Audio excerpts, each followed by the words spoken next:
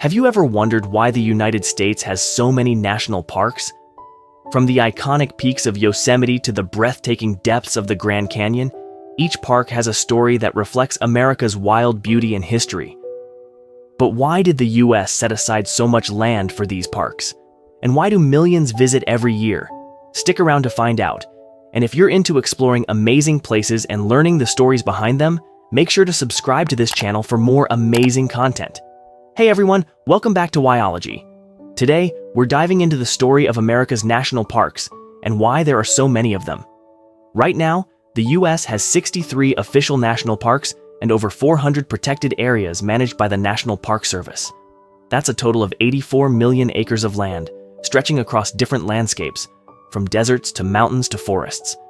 But here's the really amazing part. Each year, over 300 million people visit these parks.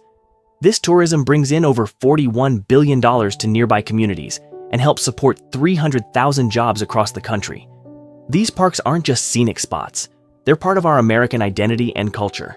In this video, we're going to explore how America's national parks came to be, what makes them so special, and why they're so important to people today. So if you love nature, history, or just want to learn something new, stick around as we uncover the story behind America's national parks. To understand why the US has so many national parks, we need to go back to the late 1800s. At this time, the country was growing rapidly, and industry was expanding.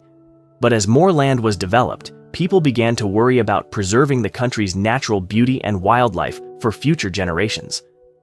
This idea took root when Yellowstone was established as the world's first national park in 1872. Located in Wyoming, Montana, and Idaho, Yellowstone's unique geysers, hot springs, and diverse wildlife were unlike anything else in the country. Congress decided that this land needed protection, and so Yellowstone became the first piece of land set aside by the government for the benefit and enjoyment of the people. A key figure in this movement was John Muir, a passionate naturalist and conservationist. He believed that wild spaces were essential for the human spirit and that they needed to be protected from development. Muir's writings and work inspired many, including President Theodore Roosevelt. Roosevelt, known as the Conservation President, was also a lover of the outdoors. During his presidency, he used his power to protect over 230 million acres of public land by creating national parks, monuments, and wildlife refuges. In 1906, he even signed the Antiquities Act, which allowed presidents to quickly protect land by declaring it a national monument. This act led to the protection of landmarks like the Grand Canyon, which later became a national park. By the time the National Park Service was officially established in 1916, the foundation was set. The agency was given a clear mission: to conserve the scenery, natural and historic objects, and wildlife in these parks so that they would be preserved for future generations to enjoy. Over the next century, more parks were created, each with its own unique landscapes, plants, and animals.